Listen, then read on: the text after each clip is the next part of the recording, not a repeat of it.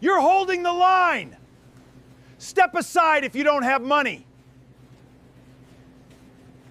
Margaret Whitfield had shopped at the same grocery store for 11 years, and in 11 years, nothing like this had ever happened to her. It was a Tuesday, gray and ordinary, the kind of afternoon that blurs into every other afternoon. She had a loaf of bread on the belt, $3 and change owed, and no wallet in her coat pocket. I had it here. She checked twice, then a third time, her fingers moving faster, less steady. "Ma'am, you're holding up the line," the shift manager said. His name tag read Greg. He didn't look at her when he said it. He looked past her, at the register screen, at the growing line behind her, at everything except the woman standing in front of him. "I had it right here," Margaret said. "My wallet, voided." Greg didn't wait for her to finish. "Ma'am, step aside, step please." aside, please. Somewhere behind her, a Step phone aside. rose into recording position. Someone muttered that she should just leave the bread. Margaret felt the particular humiliation of being 74 years old and suddenly, publicly, a problem. She did not know that a stock clerk 2 aisles over had stopped moving boxes to watch. Dana Reyes had seen 100 small cruelties happen at that register in 2 years of restocking shelves nearby, customers running out of patience, cashiers running out of it faster. She had learned, mostly, to keep her head down. It was easier. It kept the job. But she found herself walking to the register anyway, pulling 3 crumpled dollar bills out of her apron pocket before she'd fully decided to. How much is she short? "How much is she short?" Dana asked. "Dana, get back to the stockroom," Greg said. "How much?" The cashier told her. Dana set the money on the belt without ceremony, without looking for thanks. It wasn't a performance. It was just the next thing to do. "Young lady." Young lady, you don't have to. Everybody forgets something eventually. Today is you. Margaret looked at her name tag the way people look at something they intend to remember. "What's your name?" "Dana." "Dana Reyes." Margaret said the name back to her, quietly, like a promise rather than a greeting. Then she took her bread and left. Dana went back to her boxes, as if nothing unusual had happened at all. By the time her shift ended, she'd almost forgotten about it herself. Greg had not. Greg's office was small and fluorescent lit, the kind of room built for paperwork rather than conversation. "You undermined me in front of a full line," he said, before Dana had even sat down. "I paid $3 so an elderly woman didn't get walked out by security," Dana said. "That's not undermining you. It's not your call to make. You're a stock clerk. You don't override how I run my floor." Dana felt something shift in her stomach. The specific cold drop of understanding a situation is worse than she'd thought. "Am I being written up?" "You're suspended. Indefinitely. Effective now." "Greg, I have a 16-year-old brother at home who depends on this paycheck." Should have thought about that before making a scene. There was no version of the conversation where arguing further would help, and Dana knew it. She collected her jacket. She walked out into a parking lot that had gone the flat gray color of early evening, cold enough that her breath hung visibly in front of her. She called her brother, Sam, and got his voicemail. "Sam, it's me. Something happened at work. Call me back." She stood there a while after hanging up, under a flickering lot light, doing the math on rent in her head and not liking any of the answers. She did not know yet that $3 was, at that exact moment, being discussed 40 floors above the city, in an office she had never seen and could not have imagined she would ever stand inside. "I forgot my wallet at the register," Margaret told her daughter, in front of an entire line of strangers. And a young woman I've never met paid for it out of her own pocket. Claire Whitfield, CEO of Whitfield and Frost Holdings, set down the report she'd been reading. "Mom, you can just send a gift basket and a thank you note." "No." Margaret's voice had the particular firmness Claire had learned, over 4 decades, not to argue with. "Anyone can write a check, Claire." She gave up something that mattered to her, for someone she owed nothing to. "I want to know who she is.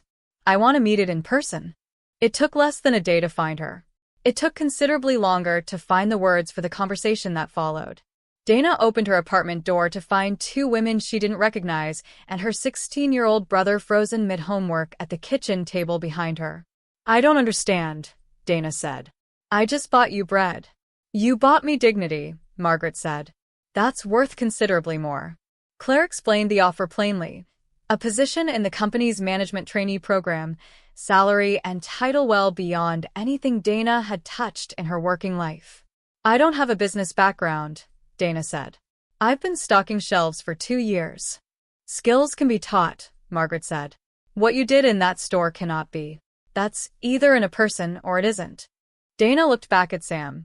Thought about rent, about the suspension letter still sitting on her kitchen counter, about the version of her life this could quietly become. Yes, she said. Okay, yes.